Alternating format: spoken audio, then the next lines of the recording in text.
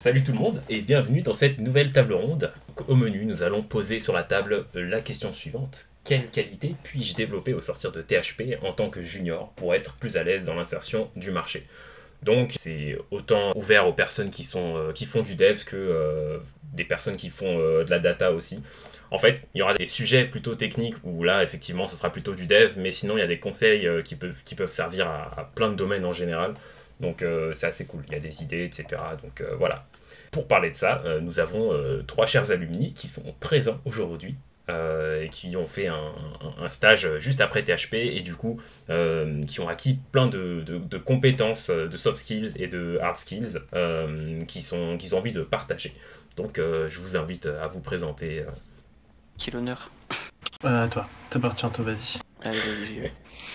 Moi je suis Anthony, donc comme a dit Josla, j'ai fait THP avant vous, j'ai fait les 6 mois de dev, et après ça je suis parti faire un stage de 3 mois avec Guillaume, et là actuellement je suis en recherche de travail intensive, on va dire.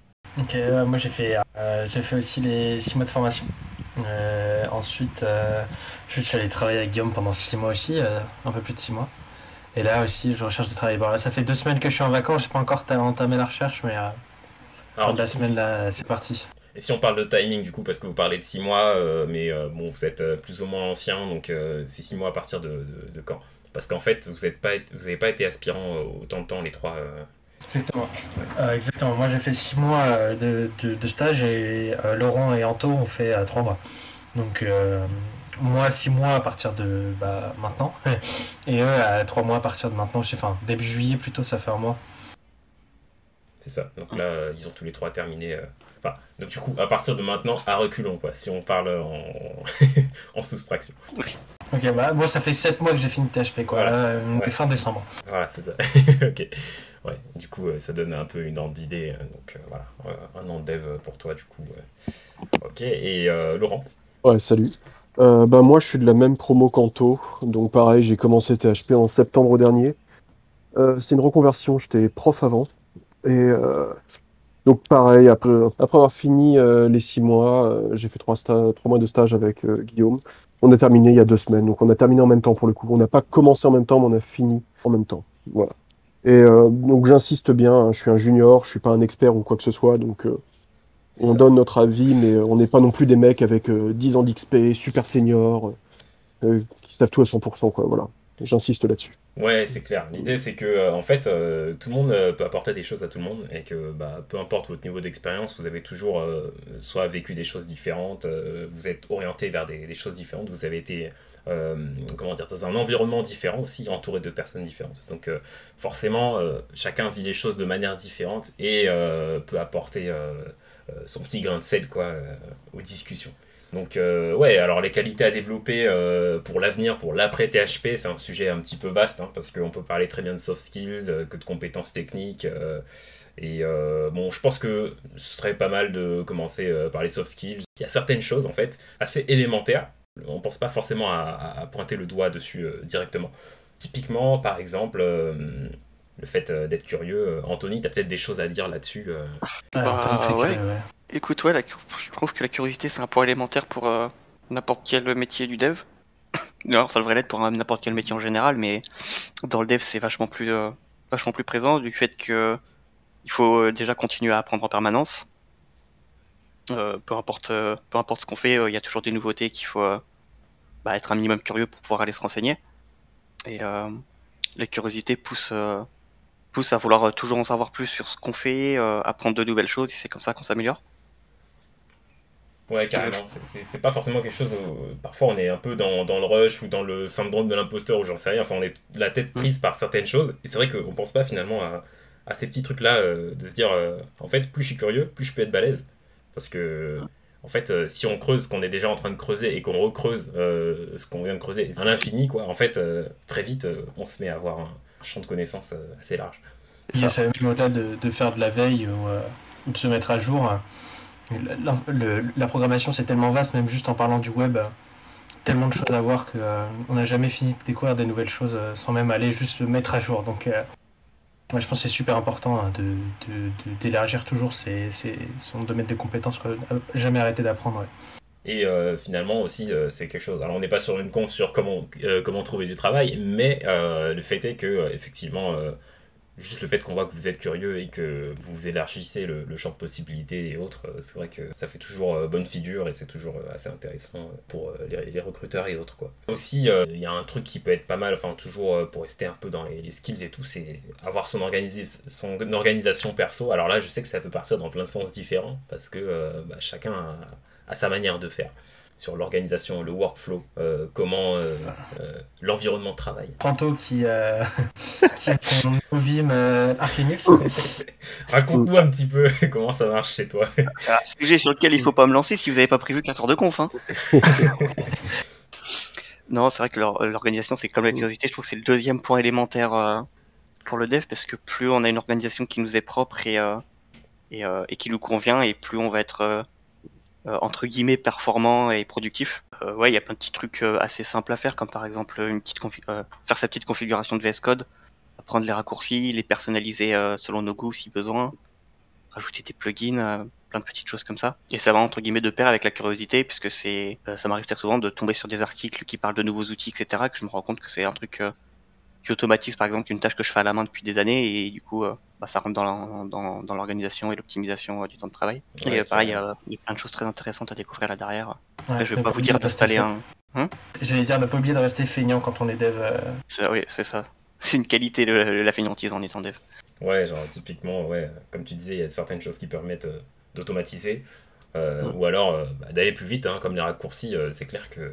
Enfin, pour vous dire, bon, je peux pas, j'ai pas de webcam ou autre, mais ma touche contrôle de mon clavier est absolument défoncée. On dirait que j'ai mis un briquet dessus, que je l'ai cramé. Mais Je suis exactement dans le même cas. Et ma touche super aussi. ouais, la touche. Donc, Mais ouais. je sais pas si vous voyez la même chose de votre côté, mais pour moi, il y a quand même un côté artisanal en fait dans ce qu'on fait, assez personnalisé en fait dans ce qu'on produit. Et avec ce côté artisanal, il y a le fait qu'on a des outils et qu'il faut savoir les maîtriser proprement. C'est-à-dire que si déjà on ne sait pas trop se servir de ça, bah en fait, ouais, il y a la perte de productivité, il y a le fait qu'on connaîtra pas toutes les options, etc. Et aussi l'idée que c'est comme les intérêts composés, c'est-à-dire que au départ, on se dit ouais, mais ça va me faire gagner, comment dire, 1 seconde, ça va en faire gagner 5, etc. Et si on pense comme ça, en fait, c'est un handicap parce que si on arrive à simplifier, à streamliner des trucs qui vont par paquet de 10 secondes, par paquet d'une minute, etc., et qu'on fait ça pendant 1 ou 2 ans, en fait, le gain de productivité va être massif. Donc, justement, moi, je me suis un peu inspiré d'Anthony qui est là, parce qu'il va écrire ses scripts pour que quand il démarre son ordinateur, il n'ait pas besoin de prendre sa souris et d'appuyer sur tous les machins sur lesquels il a besoin d'appuyer pour que ça s'allume. Parce que en fait, c'est complètement con. Si on peut le simplifier, pourquoi ne pas le faire, quoi. Et, Ouais, c'est un truc que tu fais tous les jours et qui te donne pas voilà. forcément de gain de quoi que ce soit, en fait, mis à part le fait d'avoir tes logiciels ouverts. Ouais, il n'y a pas besoin de réfléchir, c'est toujours les mêmes trucs, donc autant automatiser, quoi. Clairement. Il y a un mème qui tourne vachement dans la communauté du dev et qui est à 200% vrai, je trouve. C'est passer une journée entière ou des heures et des heures à coder un script qui automatise une tâche qu'on prend une quinzaine de secondes à faire. C'est 100% vrai. Vous allez passer des heures à coder des trucs qui automatisent quelque chose que vous faites en 5 minutes. Mais une fois qu'en fait vous l'avez fait et que vous n'avez plus besoin d'y toucher, ben à chaque fois c'est que vous le lancez, passez 5 minutes de gagner et on se rend compte que ça va très vite. Sur des tâches qu'on fait 4-5 fois par jour, ça s'accumule très très vite, quoi. Et puis il y a aussi un effet, comment dire, collatéral qui est assez bénéfique, c'est que tu apprends des trucs. C'est-à-dire qu'il faut quand même que tu ailles te taper les scripts, etc. Donc ça va aussi t'aider pour tes compétences, on va dire, plus principales, quoi. Ouais, en fait, il y a aussi le kiff dans le temps de réalisation. En fait, vous êtes là, vous êtes en train de vous dire, ah, ce serait trop bien d'avoir un programme qui fait ça. Et du coup, il y a aussi le moment où on est en train de le coder, en train de réfléchir et en train de creuser comment ça se fait, comment faire ça, qui est assez sympa aussi. Donc ouais, mais voilà, on peut soit être dans la simplicité de juste apprendre des raccourcis clavier, ou alors, comme Anto, de faire de quasiment créer son propre OS. Je te laisse étaler un petit peu dessus. On va pas forcément prendre 4 heures. Je pense pas qu'il y ait besoin de s'inquiéter là-dessus non plus, mais c'est quand même assez drôle de pouvoir partager ça quand même. Bah, c'est juste que, enfin, c'est pas si impressionnant que ça, c'est juste que je suis sur Arch Linux et en fait, j'ai choisi que des options qui m'ont imposé de tout faire moi-même. Et en fait, ça m'a apporté bah déjà un workflow qui est stable et qui est très efficace parce qu'il m'est propre à moi en fait. Je mets n'importe qui sur mon PC, il va peut-être pas forcément s'en sortir parce que déjà il y est pas habitué et puis ça lui conviendra peut-être pas. Donc j'ai fait quelque chose qui m'est très propre, j'ai des raccourcis uniquement pour ce que j'ai besoin. J'ai pas de raccourcis qui existent là parce qu'ils sont créés par défaut pour des trucs que je ferai jamais. Donc bah déjà ça permet de garder des raccourcis simples disponibles pour moi. Et en plus de ça, bah, comme disait Ludovic et Laurent tout à l'heure, ça m'a appris plein de choses en fait sur bah, qu'est-ce que c'est un système d'exploitation, ou même plus basiquement comment faire des scripts shell basiques. Et, c'est super intéressant puisque bah, par exemple comme les raccourcis c'est moi qui les crée quand j'en ai besoin à la volée, et ben en fait je les connais tous par cœur. Il n'y a pas besoin d'avoir la page des raccourcis VS Code ouverte à côté par exemple parce que bah, moi je les connais. Alors après je vous dis pas d'installer Arch Linux là maintenant et puis de vous mettre à Novim et puis c'est parti hein. Mais même sur Ubuntu, si vous regardez un peu, vous vous rendez compte que vous pouvez faire des trucs assez sympathiques dans la personnalisation des raccourcis sans passer par du scripting, etc. Et en fait, quand vous commencez à vous lancer là-dedans, je préfère vous prévenir, c'est extrêmement addictif et vous pourriez y passer des semaines à faire juste ça, quoi. Quand vous commencez à vous rendre compte que vous avez gagné 25 minutes par jour parce que juste vous connaissez vos raccourcis par cœur, bah, ça rend vite accro, quoi. Ouais, c'est clair. Ouais. Après, moi j'ai poussé le vice très loin, hein, mais Ouais. je suis peut-être un exemple à ne pas suivre à 100% parce que pour le coup j'en ai passé du temps, j'en ai perdu du temps, on va dire même d'ailleurs à faire ça. Ouais, mais tu vois, une fois que c'est fait, c'est fait. Quand tu Ça. parles aux gens qui sont sur Vi, sur Vim ou sur NeoVim, ils ont mis 1 ou 2 mois à se taper la tête contre les murs, mais après ils veulent plus revenir en arrière. C'est très rare de croiser un mec qui te dit, moi je suis un boss de Vim, mais maintenant je veux revenir vers VS Code, vers Sublime ou des trucs comme ça arrive pas en fait. Bah, même un mec qui dit je suis un boss de Vim, ça n'existe pas parce que Déjà. c'est pas possible. C'est pas possible. Il y a pas J'apprends des besoin nouveaux raccourcis pour, tous les jours. pas besoin d'aller sur Vim pour avoir un bon workflow. Mais ouais, en tout cas, le message, c'est trouvez-vous plein de raccourcis pour pas répéter 40 fois les mêmes tâches. Faites en sorte que vous passiez plus de temps à coder et à réfléchir sur des trucs intéressants plutôt qu'à faire des tâches répétitives sans aucun intérêt. Vous allez gagner en productivité de ouf. Ouais. Et surtout, adaptez vos outils à vos besoins Ouais. et à vos mentalités. Enfin, adaptez vos outils à vous en fait.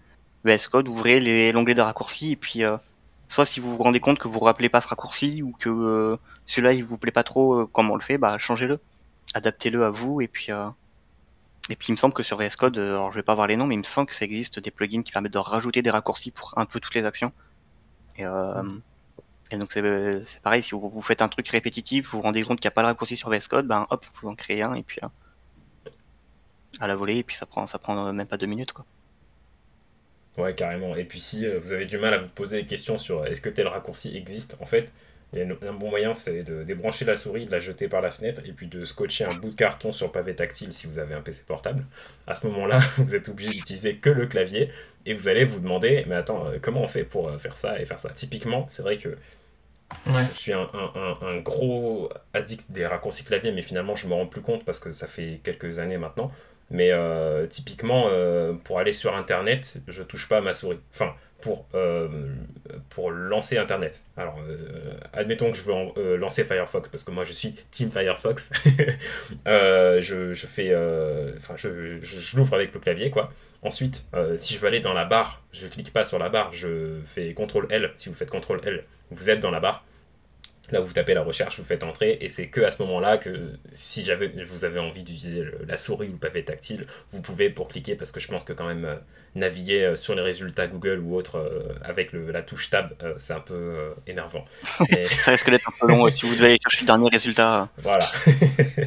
Mais autrement, il y a plein de choses en fait qu'on peut faire sans. Enfin, typiquement le Alt Tab pour les personnes qui connaissent pas encore, mais bon, j'imagine que maintenant ça va. Mais Alt Tab pour changer de fenêtre, pour naviguer entre vos fenêtres, etc. Voilà. Et en fait, ça fait gagner un temps fou, effectivement. Pensez à utiliser les workspaces aussi, c'est vraiment pas mal. Ouais, donc pour ceux qui ne savent pas, du coup, c'est utiliser plusieurs bureaux au sein de son même ordi. Donc pouvoir faire glisser un peu son bureau, comme les personnes qui sont sur Mac. En fait, c'est aussi possible sur Windows et sur Linux. Enfin, en tout cas sur Ubuntu et sur d'autres distros. Donc voilà. Voilà, pour l'instant, le petit instant workflow, etc. Mais ouais. Et du coup, un autre, on va dire, une autre qualité qui peut être pas mal, qui va finalement dans le sens de la curiosité, d'avoir son organisation perso, etc. euh, Il y a aussi de la persévérance, j'imagine. Mm. Dites-moi si je me Ouais. trompe. Non, c'est Ah, vrai, mais c'est super totalement. important. Parce en tant que dev, vous allez passer votre vie à vous taper la tête contre des murs, on va pas se mentir. Ah Vous ouais, avez faut déjà dû le aimer se prendre remarquer, la hein, je tête. pense. Ouais. Et, euh, et quand vous allez passer 4 heures sur un bug qui veut pas se résoudre ou que vous trouvez pas, et que vous commencez à vous dire que vous avez envie d'arrêter, alors oui, bon, à tel moment, je vous conseille de faire une petite pause de 5 minutes et faire autre chose, mais et de revenir dessus plus tard, mais il faut pas abandonner en fait. Et ça marche dans le dev, ça marche dans la recherche de taf de dev, ça marche dans tout. Et c'est un marathon en fait. C'est-à-dire que on se moque un peu des trucs, apprenez à coder en une semaine ou devenez pro en je sais pas combien de temps. Et en fait, je me rappelle d'un article, je sais plus qui c'est qui l'avait écrit, d'un mec qui disait devenez un bon codeur en 10 ans, mais c'est un peu ça en fait. C'est-à-dire que ça prend du temps. Physiquement déjà, faut aller bien parce que faut pas avoir le dos pété à force de passer tout son temps à coder. Mentalement, c'est vrai qu'on est sur un job où en fait on a des problèmes tous les jours. Bon, c'est pour ça qu'on a signé. Donc parfois c'est des problèmes de matos. Par exemple, je sais pas, j'ai une extension de VS Code qui marche pas. Bon, bah c'était pas prévu, mais je vais passer 45 minutes, 1 heure dessus à me péter la tête pour la faire fonctionner. Puis la plupart du temps, ça va être juste des problèmes liés au taf. C'est-à-dire, j'apprends à faire un nouveau truc chaque jour, à utiliser une nouvelle librairie, parfois même un nouveau langage. J'ai des problèmes que j'avais pas. Donc à partir du moment où on a ça, effectivement, il faut être un peu détaché, se dire rester calme, pas le prendre personnellement quand on se dit qu'on est débile parce qu'on n'y arrive pas. Être honnête. Oui, Excuse-moi. vas-y, vas-y. Après, j'en prendrai. Je disais, allez prendre une douche. Je pense que ça parlerait. Ouais, la douche c'est magique, je vous promets. Hein. Isolé dans la douche, t'imaginais même pas quoi. Ouais, parce Ouais, que le je nombre de pense peu que j'ai fini dans la douche, ouais. il y a au moins la moitié des personnes ici qui, en passant par THP, ont trouvé THP tellement intensif qu'ils ont parfois pas pris de douche, j'imagine. Bon, après, on est sur la promo été, hein, donc voilà. J'imagine Ouais, je leur souhaite de prendre des douches quand même, parce que sinon. peut-être que les promos hiver sont plus sales que vous, donc, parce qu'ils prenaient moins de douches, parce qu'ils transpiraient moins, mais dans tous les cas, ça fait une pause pour le cerveau. On était sur le chapitre persévérance et on dévie sur la douche, mais ouais, c'est... Non, par contre, t'as dit un truc qui est super important, alors c'est pas vraiment lié à la persévérance, mais mettre son cerveau en pause de temps en temps. Ouais. Alors moi je suis extrêmement bien placé pour vous dire que c'est difficile à faire. Moi j'ai dépensé en permanence, mais quand j'entends mettre son cerveau en pause, c'est essayer de pas penser au dev par exemple. Changez-vous les idées, ouvrez YouTube, regardez une vidéo, si possible pas de dev, et changez-vous les idées, et puis vous allez remarquer que quand vous allez rebrancher votre cerveau sur votre problème, en fait vous allez le rattaquer sous un nouvel angle avec un œil nouveau parce que vous êtes plus dedans. Et c'est comme ça qu'on résout les bugs aussi en fait. Parce que quand ça fait 1 heure que vous empêtrez dans un cercle vicieux à essayer de creuser sur un bug et que vous trouvez pas, juste vous vous rendez compte que en fait c'est que vous êtes enfoncé dans une piste qui est pas la bonne.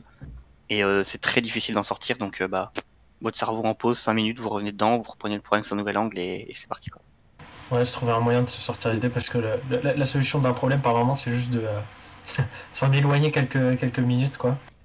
Et ouais, ça arrive souvent d'avoir le cerveau explosé à force de tourner en rond sur un problème. On se casse 15, 20, 30 minutes, on revient et ça semble juste évident, hein, mais ouais, quand on a la tête dedans, c'est un peu compliqué, hein, la tête sous l'eau. Ouais, il faut trouver des moyens de se vider la tête par moment, c'est super important. Ouais, maintenant la phrase type que je sors, c'est que tu gagnes plus de temps à passer 2h57 à te détendre et 3 minutes à résoudre le problème plutôt que 3 heures totales à te faire brûler le cerveau, alors que juste tu aurais pu passer le même temps à te détendre et ensuite tu trouves la solution, mais vraiment beaucoup plus rapidement. Ouais. C'est vrai que c'est difficile, hein, parce que c'est contre-intuitif en fait. On se dit, en fait, j'ai pas envie de lâcher le morceau parce que si je lâche le morceau, mon truc il est pas fini et je vais passer à autre chose et essayer de faire une pause et autres, alors que j'ai pas fini ça et je veux vraiment me débarrasser de ce truc.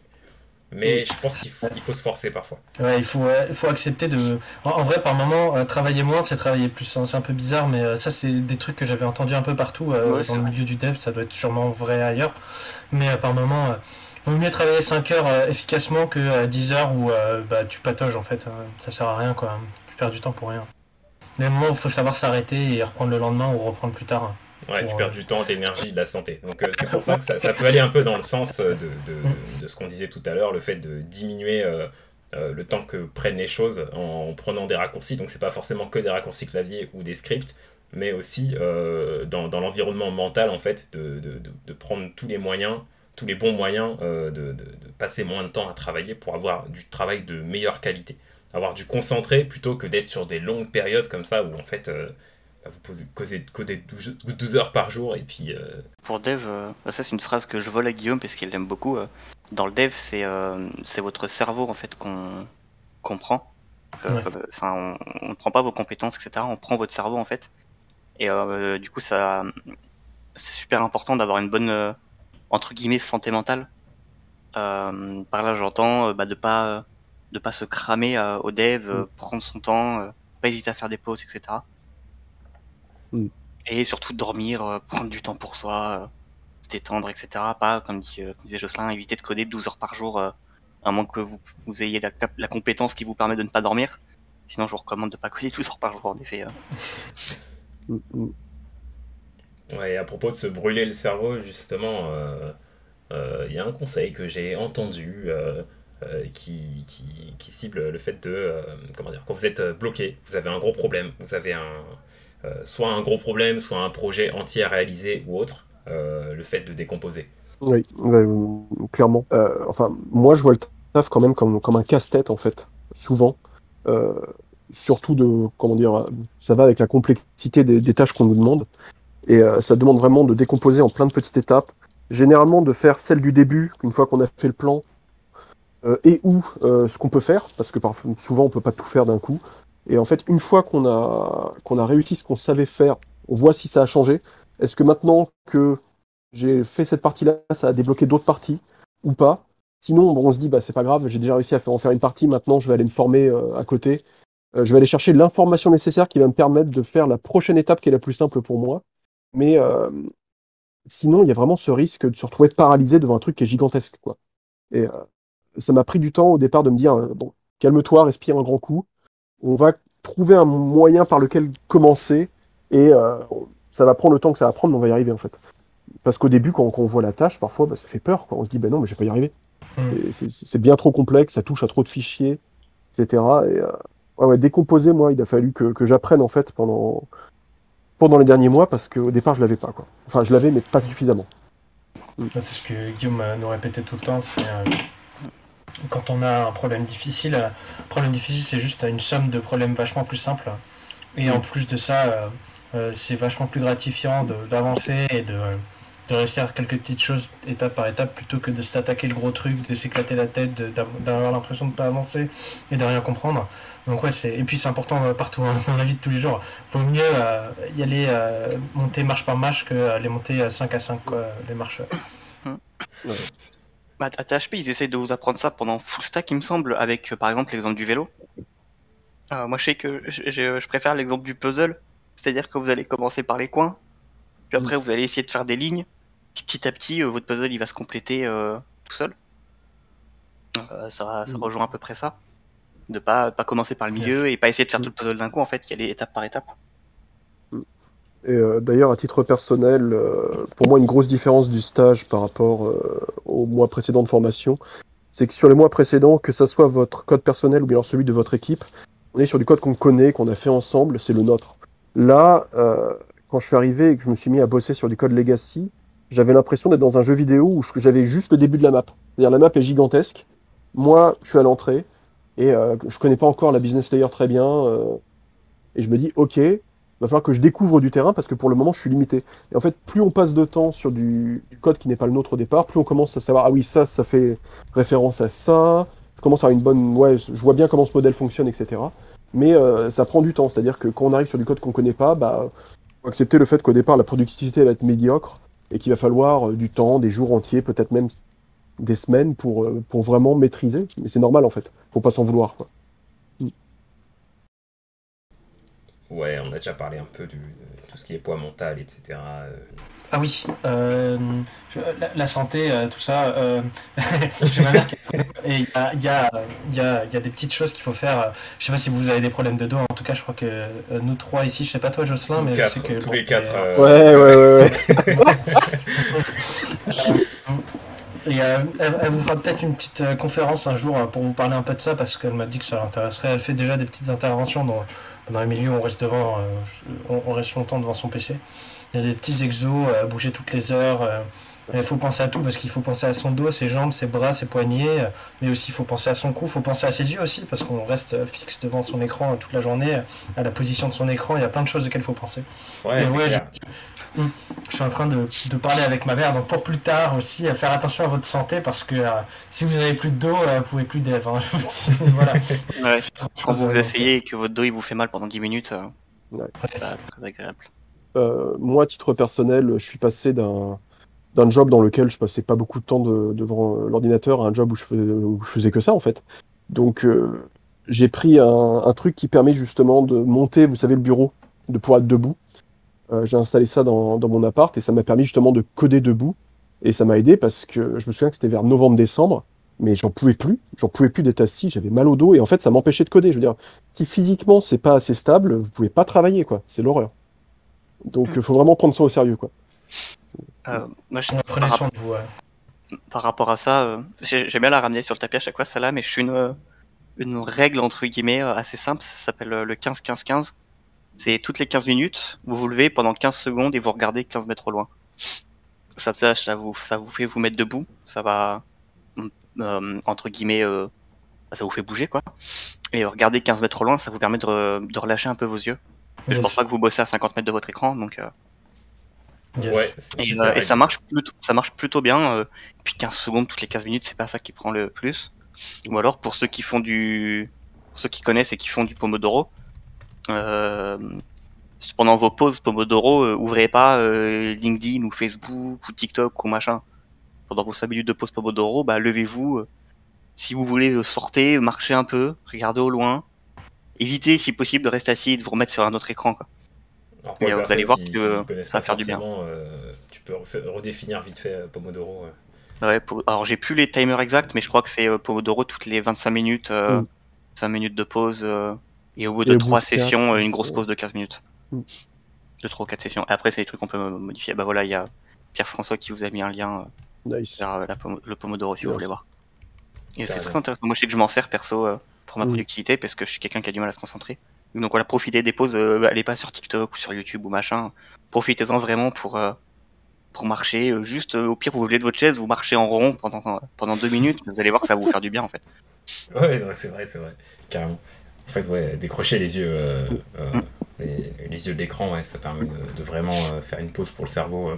On va dire que ouais, des pauses avec écran, c'est des fausses pauses, quoi. Enfin, clairement, le cerveau, il reste toujours actif, etc. Mais parfois, c'est difficile. Hein. Il y a une forme d'addiction à l'écran qui se fait, où justement, on a envie de faire une pause, mais on est trop claqué pour se mettre debout et marcher en rond dans la chambre. Et du coup, on sort juste un téléphone et puis on se met à rester sur l'écran, quoi. Et finalement, ça repose pas, ça fatigue encore plus, alors qu'on est déjà fatigué, qu'on a déjà la flemme de faire des choses qui demandent plus de mouvement, quoi. Mais je suis bien placé pour vous dire que c'est dur, hein, parce que moi, je faisais partie pendant un moment de la team. Quand j'avais fini de dev, je switchais du système d'exploitation et puis je commençais à jouer sans m'arrêter. Donc je faisais de dev pendant 8 heures et puis j'enchaînais sur des sessions de 3-4 heures de jeu. Je décrochais pas de mon écran. Et puis une fois que j'avais fini de jouer, j'allais me mettre dans mon lit pour m'endormir, je regardais YouTube. Voilà, puis première chose que je faisais en me levant le matin, je regardais mon téléphone, mon Insta, etc. Puis hop, j'allais dev, je me mettais sur mon écran. Et en fait, le seul temps où j'étais pas sur mon écran, c'est le temps où j'étais en train de dormir. Et ça va poser beaucoup de problèmes dans mon sommeil, par exemple. Parce que vous allez vous retrouver à vous réveiller au milieu de la nuit, à penser à des trucs de dev ou des trucs comme ça. Et en fait, vous déconnectez jamais. Ouais, c'est ça. Ouais, donc c'est important d'essayer de déconnecter votre cerveau, encore une fois. Hein, et non, puis les écrans aussi, ça bousille la matière grise. Bon, il y a plein de trucs là-dessus. Alors, je sais pas si c'est 100% prouvé scientifiquement, ou alors si c'est une hypothèse qui est quasiment totalement prouvée, j'en sais rien, peut-être que vous savez. Mais effectivement, ça a des effets néfastes sur vos cerveaux physiquement, quoi, la matière grise. Et aussi, ben, vous êtes à une certaine distance. En fait, vos yeux, ils sont habitués à regarder à cette certaine distance et à ne pas modifier la mise au point. Donc, typiquement, plus on perd l'habitude de regarder au loin, et bah, moins on sera apte à regarder au loin, quoi. Donc, Ça. Et pour ceux qui sont dans le même cas que moi et qui aiment pas forcément mettre les filtres, que j'appelle les filtres nus, là, qui donnent une teinte jaune sur l'écran, moi j'aime pas parce que je trouve que c'est moche. Achetez une lumière à la con, ou prenez une lampe à la con et faites en sorte que ça illumine tout ce qui se trouve derrière votre écran. Pour ceux qui aiment bien bosser dans un environnement sombre, par exemple. Et parce en gros, pour faire simple, quand vous bossez dans un environnement sombre, dans le noir, votre écran c'est extrêmement lumineux et tout ce qui est autour ça ne l'est pas. Et du coup, vos yeux, c'est ça qui les abîme parce que dans votre champ de vision, vous avez votre écran qui est très lumineux et l'environnement qui est sombre derrière. Et vos yeux n'arrivent pas à se stabiliser. Donc juste éclairer la zone autour de votre écran et vous allez voir, ça fait un bien fou en fait. J'ai une lampe qui est allumée quasiment en permanence quand j'allume mon PC et qui illumine tout le mur derrière mon écran en fait. Et ça permet de reposer vos yeux pour ceux qui aiment pas mettre les fameux filtres nuits, etc. ou qui l'ont pas. Bah, moi, je pensais au fait de bien chercher en fait. Parce que techniquement, on fait un taf qui est consubstantiel au web, qui est lui-même lié à l'Internet. Donc, je veux dire, c'était peut-être pas vraiment le cas dans les années 90, mais en gros, on n'attend pas d'un développeur web aujourd'hui qui sache tout, genre qui connaisse toutes les propriétés CSS par cœur, qu'il ait jamais besoin d'aller chercher quoi que ce soit. C'est l'inverse. Je pense que le marché est totalement ouvert sur le fait que on passe son temps à chercher ce qu'on doit faire toute la journée sur Google. Et donc, puisqu'on passe son temps à chercher, autant le faire bien. Autant utiliser des termes précis, autant utiliser les recherches complexes, savoir sur quel site on va trouver quel type d'information. Ça serait plus, j'ai besoin du tutoriel complet de chez Geeks4Geeks. Là, je vais aller sur Stack Overflow. Je vais y aller, comment dire, en mode shotgun. Je vais en ouvrir 5-10. Parce que je ne sais pas vraiment encore ce que je cherche. Donc, je peux pas me permettre de faire un truc trop ciblé. Et puis ce moment où en fait recherche par recherche, on finit par comprendre précisément déjà quel problème on a et comment bien le formuler. Et une fois qu'on est là, en fait, on a quasiment trouvé, quoi. Donc ça aussi, c'est un truc qui se développe avec l'expérience, parce que je sais que j'étais moins bon quand j'ai commencé en septembre dernier que maintenant. Je dis pas que je suis excellent, mais ça a évolué, quoi. Ouais, c'est intéressant que t'en parles parce que tu vois, j'aurais oublié d'en parler. Et c'est vrai que c'est très lié à la curiosité en fait. Oui. D'apprendre en fait à faire des recherches. Moi, je suis arrivé à PHP, vu que j'ai toujours été très curieux, entre guillemets, j'avais un talent déjà pour faire des recherches. Et en fait, ça se développe assez facilement. Déjà, faites vos recherches en anglais, s'il vous plaît, je vous en supplie. Yes. Et en fait, ouais, dans apprendre à faire des recherches, j'entends par exemple apprenez à utiliser le moteur de recherche Google. Vous allez vous rendre compte que c'est plus que simplement écrire une recherche. Utiliser des mots-clés. Et apprenez aussi, c'est un point assez précis, mais apprenez à comparer les sources d'informations.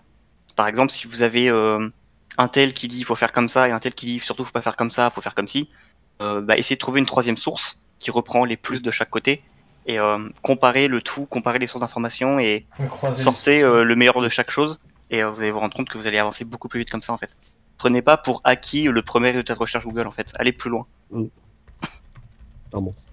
Et vous vous rendez compte que des fois, par exemple, il y a des sujets très, entre guillemets très polémiqués avec un tel qui fait comme ça, un tel qui fait comme ci, et puis au final il n'y a pas vraiment de conventions qui sont régies, des choses comme ça. Et ça vous permet de découvrir des choses de fou. Ou de vous poser les bonnes questions aussi. Des fois vous allez arriver rechercher par exemple juste comment résoudre un bug, et puis en fait en lisant vos articles vous allez vous poser 1000 questions, et faut pas en avoir peur de ça, au contraire c'est une très bonne chose. Parce que vous allez refaire des recherches sur ces questions, et puis vous allez avancer comme ça. Voilà. Puis ça demande aussi d'avoir une maîtrise à la fois de la difficulté du problème et la difficulté des sources qu'on est en train de consulter. Parce que c'est quand même un métier où on est assez autonome, même s'il peut y avoir des équipes, etc. Et donc il faut être honnête avec soi sur son niveau actuel. Et la meilleure source qui va nous permettre d'évoluer. Pour moi, l'exemple typique, c'est, je sais pas, prends quelqu'un qui ne sait pas parler portugais, je le fous en cours de 4e année de portugais, à moins que ce soit un génie, il est largué, mais c'est pas sa faute. C'est juste que cette ressource-là, pour le moment, elle n'est pas viable. Elle le sera plus tard, mais il faut faire les choses dans l'ordre. Donc moi, ça m'est arrivé de tomber sur des sources où tout simplement, j'avais pas les connaissances nécessaires pour en tirer parti efficacement. Donc il fallait que j'aille chercher quelque chose de plus simplifié, de plus à mon niveau. Et après, j'ai retrouvé ces sources-là plus tard, et là, j'étais capable de les exploiter et vraiment d'en profiter. Mais pas vouloir, pas t'entêter à relire le même truc 40 fois si de toute façon on n'a pas les connaissances de base qui sont liées, quoi. Rajoute à ça, c'est quelque chose qui combine un peu la passion et la curiosité. C'est par exemple, quand vous faites vos recherches, on va pas se mentir, on le fait tous, hein, vous faites vos recherches sur un bug par exemple, vous tombez sur un truc Stack Overflow, on le fait tous, on copie-colle, ça marche, on plie, on envoie, tu vois.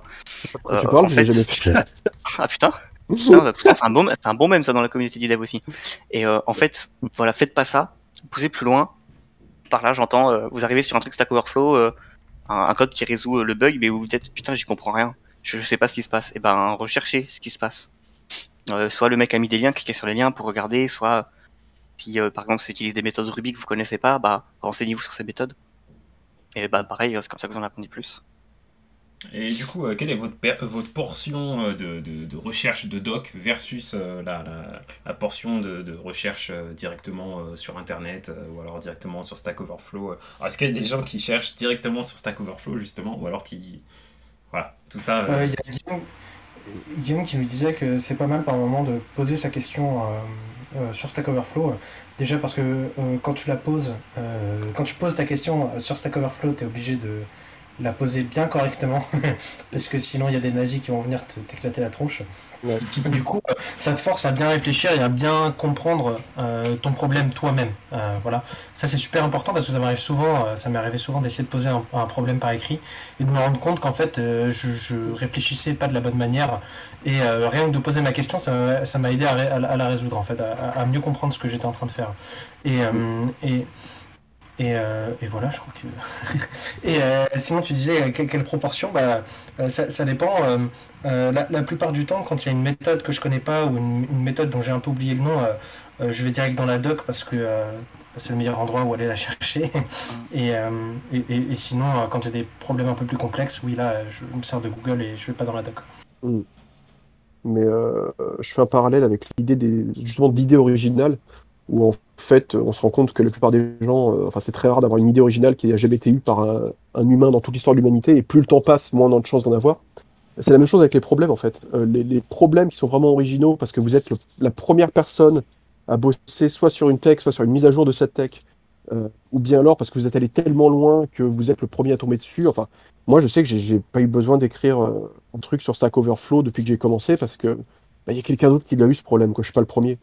C'est- Et peut-être qu'à un moment j'atteindrai un niveau où je commencerai à avoir des problèmes qui sont uniques, qui sont nouveaux, etc. Mais je pense que j'ai encore bien le temps de profiter en fait des questions des autres et de ce qui a déjà été fait, quoi.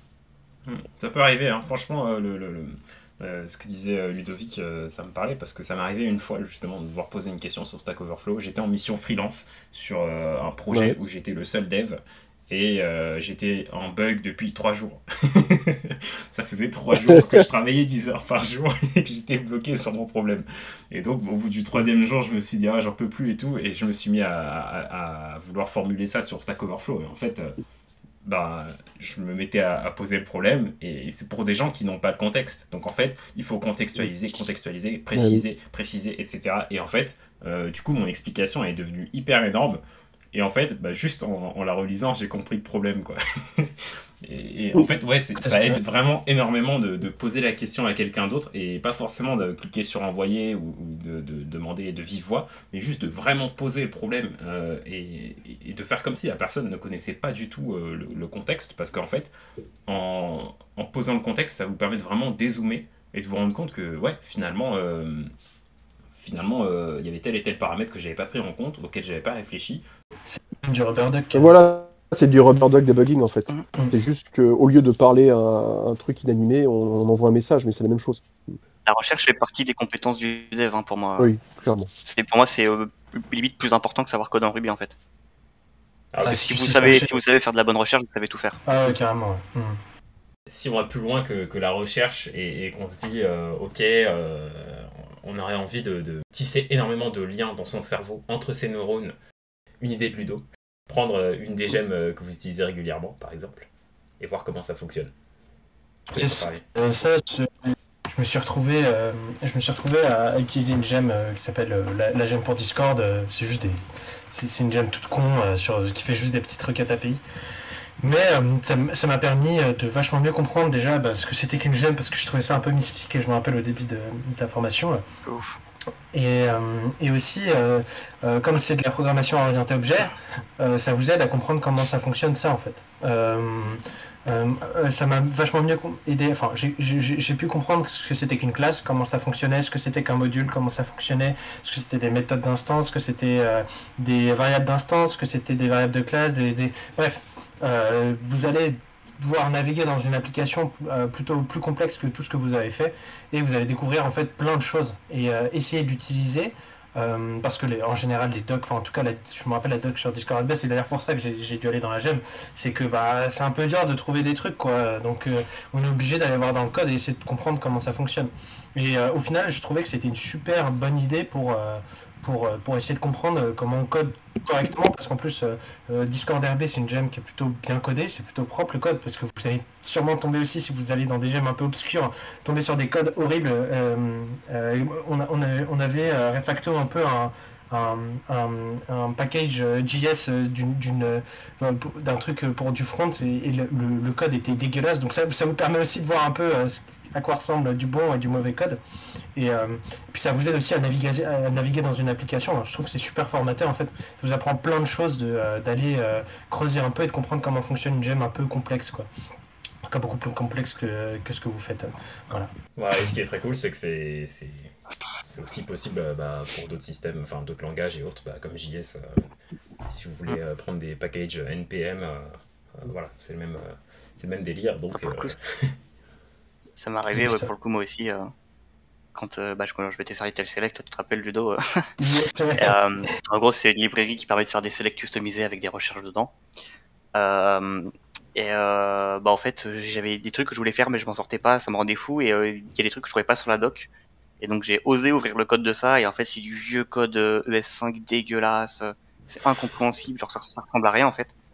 Et, euh, en fait, le fait d'avoir réussi à la fin à lire du code dégueulasse, à comprendre qui fait quoi, et c'est super intéressant parce que du coup je vois ce qu'il faut pas faire.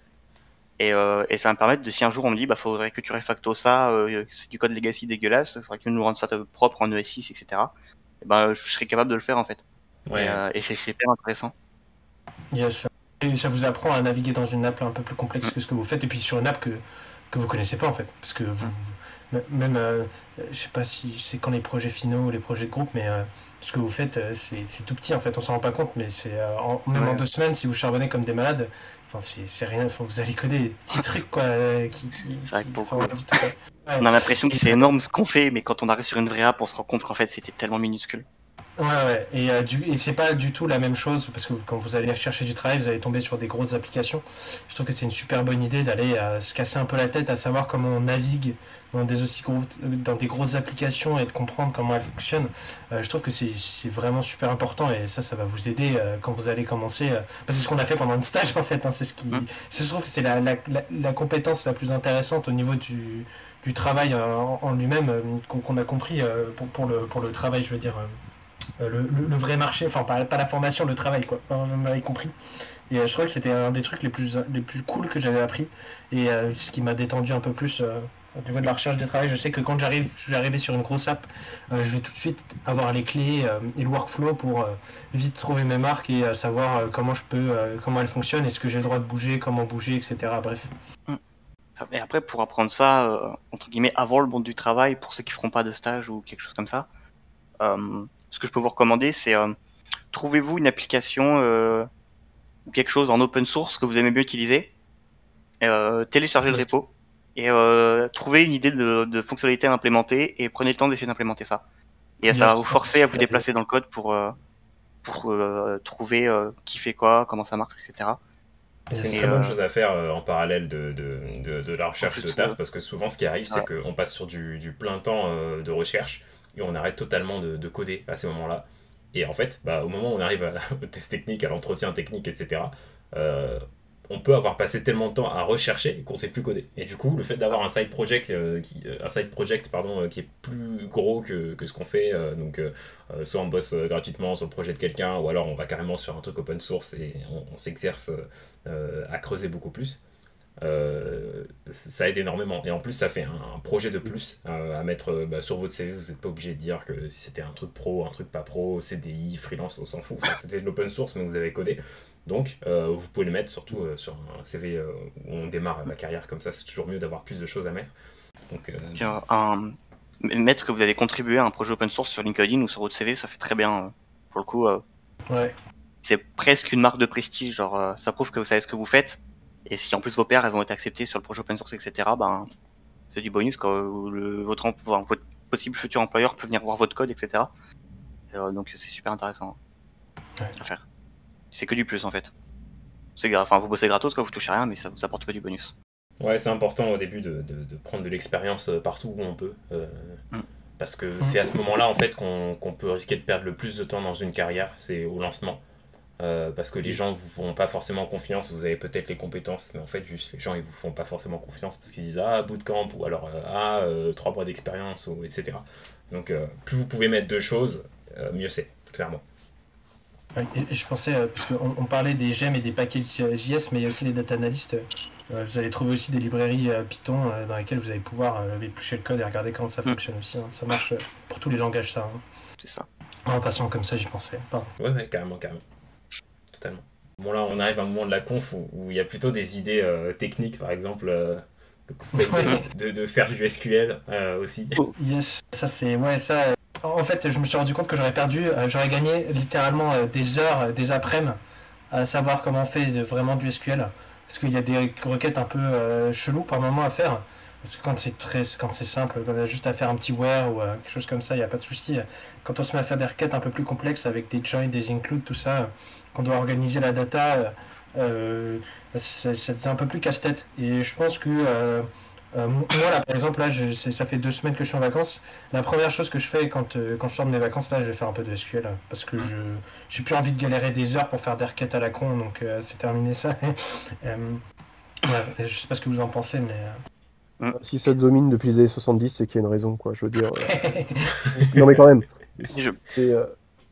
Après, il y a de manière moderne, là, il y a de plus en plus de gens qui utilisent des databases qui sont pas relationnels, donc j'imagine qu'elles ont leur intérêt. Mais comment dire, en gros, j'ai pas l'impression que c'est un investissement qui est pas viable de pas apprendre à servir d'SQL, quoi. Je veux dire, Oui, non, c'est clair. ouais, ça va porter ses fruits. Je crois que c'était Nico Hermet à l'époque qui m'avait justement à la fin de notre premier collège final recommandé, il nous avait recommandé à tous de mettre les mains au moins une fois dans du SQL bien gras, bien dégueulasse, qui nous fait peur. Et en fait, une fois que ça c'est fait au moins une fois, ça vous simplifie la vie parce qu'une fois que vous savez comment ça marche derrière, vous avez juste à trouver comment on le fait par exemple en Rails avec Active Record, etc. Et vous allez gagner énormément de temps, comme disait Ludo. Et puis c'est super intéressant de voir comment ça marche derrière, quoi. C'est toujours du plus. Il s'est fait joli sur un CV aussi, hein, sachez-le. Ouais. On n'a pas peur de faire du SQL. C'est ça. Après, vous allez très probablement... Il y a peu de chances que vous en fassiez dans votre vie de dev, hein, du SQL pur et dur. Je parle par là, faire une requête SQL sans rien autour, en pur SQL. Il y a peu de chances que vous en fassiez, mais c'est un bagage qui est intéressant quand même, parce que ça apporte plein de choses autour, en plus du fait de savoir écrire une requête SQL, quoi. Et puis ça démystifie tout ce qui a été construit au-dessus, quoi. Ouais. Donc, t'as fait que du Postgre parce que t'as fait du Rails à PHP et tu connais pas les autres trucs. Le fait d'avoir touché à du SQL aussi, ça pourra permettre de basculer plus facilement, de dire peut-être que j'ai pas fait de, j'en sais rien, SQLite 3 ou des trucs comme ça. Mais bon, comme j'ai fait du SQL, ça passe, quoi. Puis ça dépend. Anto, tu disais qu'on n'aurait jamais en faire, mais justement, j'ai un contre-exemple. J'ai mon pote qui est Xavier, qui vous avez peut-être vu, Xavier Grenouillet, qui travaille sur une app de mailing, bref, de boîte mail. Et lui, ils ont une espèce de contrainte, ça doit être écolo, donc ça doit être performant. Bon, ça va pas toujours ensemble, mais souvent. Et la performance, ça veut dire faire des belles requêtes SQL, quoi. Ça veut pas dire faire des requêtes dégueulasses. Et du coup, lui, il est obligé d'écrire du SQL en dur, enfin dans l'app directement. Donc, ça dépend. Je pense que oui, dans la majorité des cas, vous n'allez pas écrire du SQL comme ça, mais voilà. C'est pour ça que je dis pas que ça vous arrivera jamais. Hein. Je dis qu'il y a peu de chances que ça vous arrive. Ouais. C'est possible, hein. On sait jamais. Ouais. Mais ouais. Clairement. Et la fréquence des tests unitaires, est-ce que vous... Attends. Dès qu'on une méthode dans un modèle, test unitaire direct, après les contrôleurs, c'est peut-être une autre histoire. Puis ça dépend aussi des boîtes dans lesquelles vous avez travaillé, de leur avis là-dessus, mais ouais, moi je recommanderais plein de tests unitaires. Ouais. Oh, j'avoue, apprenez à faire des tests. Ouais, faites le parcours clean code de THP. On va apprendre à faire des specs. Ouais, déjà, oui. Et je sais pas si vous avez entendu déjà beaucoup de gens dire ah ouais, fais tes tests. Enfin, souvent, les gens, ils ont peur du test. Enfin, quand ils y ont jamais touché, ils ont peur. Mais effectivement, là, on a vraiment des personnes qui sont vraiment à fond sur les tests. Mais, en fait, moi, je peux vous dire, avant de faire le stage avec Guillaume, je faisais pas de tests. Genre, déjà, je trouvais pas ça utile. Et ça me faisait chier. Je trouvais ça chiant et tout. Et en fait, avec Guillaume, on a appris à faire des specs propres. Et à en faire beaucoup. Comme disait Ludovic, hein, une méthode dans un modèle, un spec. Il n'y a pas de réplication à se poser. Et en fait, je me suis rendu compte que quand on sait les écrire, en fait, c'est super simple à faire. C'est pas si chiant que ça. Et ça apporte tellement de simplicité. Ça vous modifie un truc dans votre modèle. S'il y a un truc qui marchera pas, il y aura un test qui va péter. Et vous le savez direct. Et puis aussi une certaine tranquillité d'esprit, parce que quand on commence à toucher un truc nouveau, on se dit ok, là je vais toucher aux sessions, les dates de début, les dates de fin. Je regarde à peu près au niveau de la business layer ce que ça va impacter comme autre modèle, mais je me dis j'en ai peut-être loupé un. Il se peut qu'il y ait un effet que j'ai manqué. Mais si je vois que tous les tests passent, ça me conforte dans l'idée qu'à mon avis j'ai bien tout analysé. Et à l'inverse, parfois, il va y avoir un truc qui plante, je vais voir, je fais ah ouais, ça a impacté ça et je l'avais pas du tout vu venir. Et je sais pas si j'aurais eu la même confiance pour faire des PR s'il n'y avait pas eu cette espèce de safety net en fait. Je l'aurais pas fait. Hein. Ouais, là par exemple on a travaillé sur une app où il y avait plus d'une quarantaine de modèles avec des relations entre eux, des méthodes qui sont appelées partout dans des services, des views partout. Et du coup chaque truc est appelé un peu partout. Quand on en a oublié un, les tests ils sautent. Voilà, c'est le garde-fou quoi. Si jamais on n'a pas de test, quand un aussi gros appli que ça, va tout tester. Impossible, tu peux pas tout tester. Impossible, tu balances en prod et puis ça explose et là tu fais virer et toute la boîte est cool, c'est tout. Le pire, c'est que même avec des tests, par moment, parce que bon, ils sont pas toujours parfaits, même avec des tests, il y a des trucs qui sautent, tu t'en rends pas forcément compte, quoi. Et c'est les utilisateurs qui te renvoient des messages en disant, j'ai fait ça et ça a sauté, quoi. Mais ouais, c'est pour ça qu'il faut faire des tests, parce que sur des petites applis, c'est pas très dur de tout tester, hein, ça prend 5 minutes à chaque fois. Quand t'as une appli, il y a 40 modèles, je sais plus combien, les contrôleurs, tu les multiplies par 3, 4, voire le nombre de views, voilà, bref. Et tu peux pas tout tester manuellement, donc c'est là que sont les tests, c'est là que t'as besoin de tests, quoi, sur des grosses apps. Et faut commencer dès le début à faire des tests, bref. Après, en plus sur le CV, c'est génial de faire des tests. Ouais, c'est ce que j'allais dire. Non, j'allais dire, il y a 2 points par rapport à ça. Aussi, de temps en temps, ça peut vous donner un taf supplémentaire. Par exemple, nous, on avait un truc où, en fait, les tests étaient mal foutus, mais ça ne se voyait que une fois ou 2 sur 30 au niveau de la probabilité. Je suis tombé dessus, donc ça m'a emmené vers un autre coin du code où il y avait problème. Mais aussi de se dire que le test, 99% du temps, c'est lui qui a raison, mais parfois, non. À un moment, j'ai retouché à une méthode et je comprenais pas ce qui se passait. J'avais un problème avec un ou 2 tests, je sais plus, particulier, et j'y ai passé un certain temps. Et en fait, c'était que le test était mal foutu, mais que avant, avec l'ancienne version du code, ça se voyait pas. Alors qu'en fait, une fois que le code avait été amélioré et en fait corrigé, le test qu'il est avec était obsolète en fait. Enfin, non, c'est même pas qu'il était obsolète, c'est qu'il était faux au départ, mais qu'il était en accord avec la méthode qui elle aussi était foireuse. Donc, si vraiment vous êtes bloqué sur un truc, il se peut aussi que le test ne soit pas la référence. Ça arrive, c'est très rare, mais ça arrive. D'où l'importance d'apprendre à écrire des beaux tests, quoi. Exactement. Parce que vous comprenez plus vite. On a fait une partie. Et aussi, les tests, c'est une excellente doc sur un code, en fait. Yes. Ouais.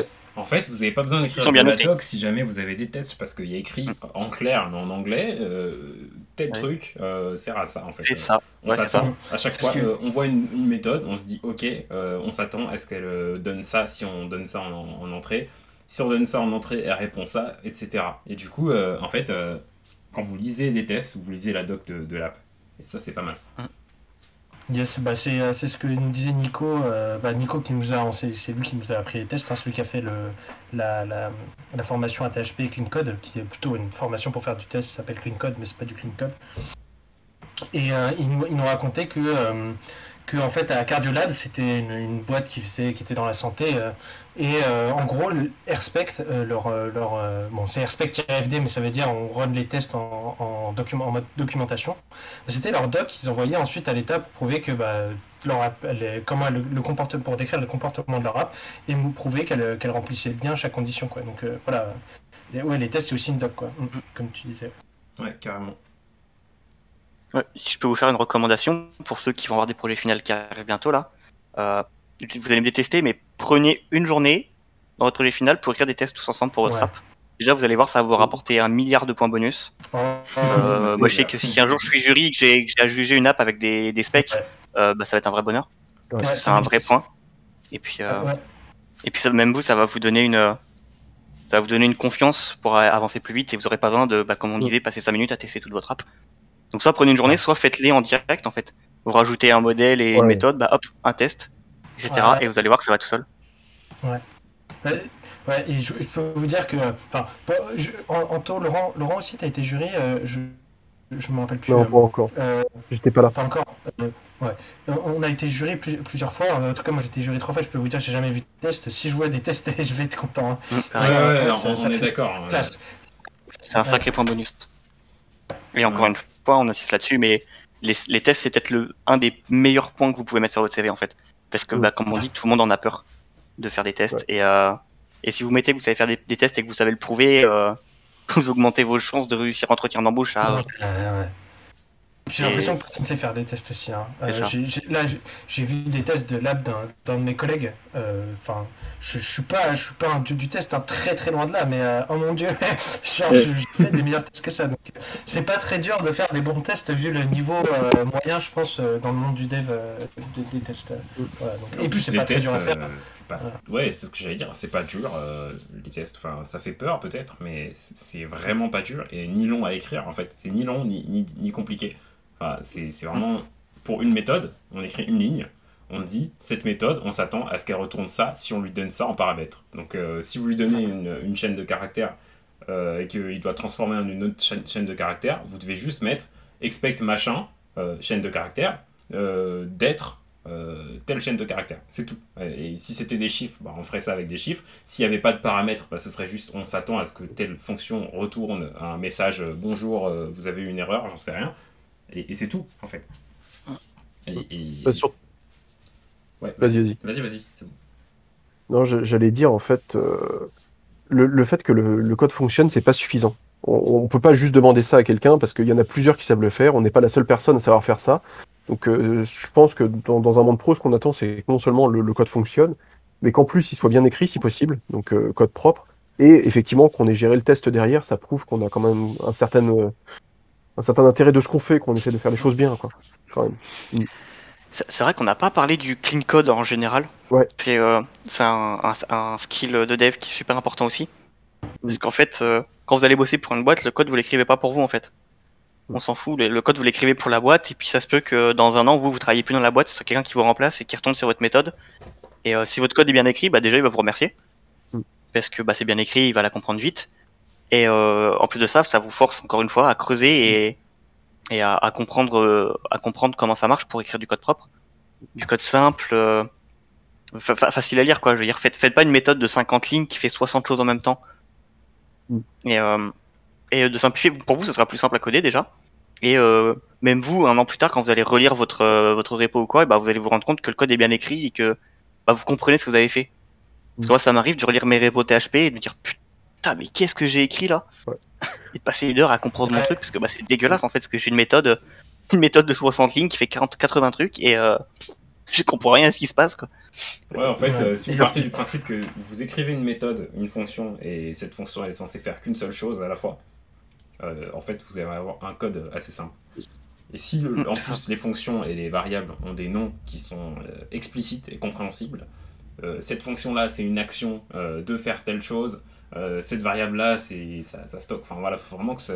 En fait si votre code il peut être lisible, comme si c'était une phrase en anglais, en fait, vous avez gagné. Clairement, Mm. et une phrase Yes. courte. Un truc que je recommande, ils en parlent à THP, mais je trouve qu'ils poussent pas assez le sujet, ils forcent pas assez, mais le plus tôt possible, en fait, installer et paramétrer Rubocop. Alors vous n'êtes pas obligé de le mettre en mode serial killer, en mode il va vous insulter pour chaque chose que vous écrivez, mais au moins en mode basique. Et en fait, lui, il va vous dire ta fonction elle est mal nommée, ta méthode a fait trop de lignes, ou la complexité de ta méthode est trop haute. Ça, en général, c'est des petits hints qui vous mettent la puce à l'oreille pour dire bah attention, ta méthode elle fait 4 choses alors qu'elle devrait en faire qu'une seule, ou Ouais. ta méthode elle fait 15 lignes au lieu de 10, c'est peut-être une piste à améliorer. Ça, c'est un conseil Ou, de dingue. Rubocop, j'avais jamais utilisé. J'ai utilisé peut-être le mois dernier, j'en sais rien. Et en fait, ça m'a pris énormément de trucs. Faites-le, vraiment. Installez des Oui, mais moi, limiteurs, des Rubocop, j'ai appris- des trucs comme ça. j'ai Et appris ça tout mon clean code c'est énormément de Rubocop. trucs. Hein. Ouais. Et en fait, THP, ils en parlent. Mais moi, je me rappelle que pour ma promo, pour le coup, quand on a eu la doc de Rubocop, déjà, ils nous avaient filé un genre de fichier qui était censé rendre le Rubocop plus simple. Et en fait, juste le fichier ne marchait pas. Ça faisait Ouais. planter Rubocop. Et donc, tout le monde a abandonné. Moi, j'ai creusé un peu le truc et moi, je l'ai mis en mode serial killer parce que je suis un grand taré de mental, mais ça, c'est une autre histoire. Et en fait, je l'ai installé très tôt, donc ça m'a pris énormément de choses très tôt, en fait. Et par exemple, dans mon groupe de dev pour mes projets finaux et tout, j'étais le seul qui savait servir de Rubocop. Et d'ailleurs, faudrait voir si le cours est toujours buggé, et peut-être le réécrire, mais En plus, c'est simple, mais hein, ouais, c'est un Rubocop. conseil de dingue. Tu l'installes, tu lances, tu t'écris Rubocop, je crois, et puis c'est bon. Ouais, c'est ça. Ouais, Et pour le coup, plutôt que de le mettre en mode écrivez Rubocop, justement, comme disait Jocelyn, installer un linter. Ouais. Et liens pour les tests. Il y a la formation clean code de THP. La promotion. En vrai, je pense que si tu fais la semaine clean code de Nico, tu sais faire des tests. Sinon, je sais pas, je pourrais t'envoyer de la doc RSpec, mais ouais. Pour vous, je saurais pas quoi t'envoyer combien, vu que c'est Nico qui m'a appris à faire ça. Ouais, pareil, Je t'envoie le contact de Nico. Ouais, carrément. Sinon, pour le clean code, si vous avez, à part Rubocop, si vous avez besoin de ref, il y a un clean code de Bob, l'oncle Bob. Apparemment, enfin, je l'ai pas encore lu, mais on m'en a dit que du bien. J'allais justement poser la question, les bouquins, qu'est-ce que vous conseillez? Voilà, ça a coupé, t'as pas entendu. On t'a pas entendu. J'ai dit, ouais, justement, j'allais poser la question, qu'est-ce que vous conseillez comme bouquin, ouais. Donc c'est parfait, bon moment. Des livres de clean code, il y en a plein. Ouais, il y a comment elle s'appelle c'est que des livres, je crois, dont vous avez parlé pendant la formation. Lui, pour le coup, je l'ai lu et génial pour un peu de la philo, de la programmation et justement du clean code, quoi. Ça tient un peu de la philo, je trouve, quand on y repense. C'est POD. Je disais, il y a un bouquin de 110 mètres qui c'est POD, je crois que c'est. Je suis en train de chercher le nom précis. Practical Oriented, Object Oriented Design. Design, ouais, c'est ça. Et là, il y a plein de principes de clean code qui sont super intéressants à aller voir. Lisez ça, vous allez apprendre plein de choses. Après, il y a... Ouais, vas-y, excuse-moi. Il y a une série de livres qui existent, je sais, en Ruby et en Python, c'est les Eloquent Ruby, Eloquent Python, ça existe. Si on t'arrache les mots de la bouche. Intéressant. De ouais, désolé alors. Non, mais je sais. Et pour le coup, c'est moins. Enfin, si, c'est un peu du clean code, mais c'est plus. Là, pour le coup, si vous avez du mal à comprendre comment ça fonctionne, la programmation orientée objet, bon, là, c'est du Ruby, mais je suppose que. Ça sert un peu ailleurs, mais bon, c'est du Ruby, hein, Ruby Eloquent Ruby. Je suis pas sûr que les Eloquent JS, etc. soient des bons bouquins. Parce que si Eloquent JS, il m'a souvent été recommandé.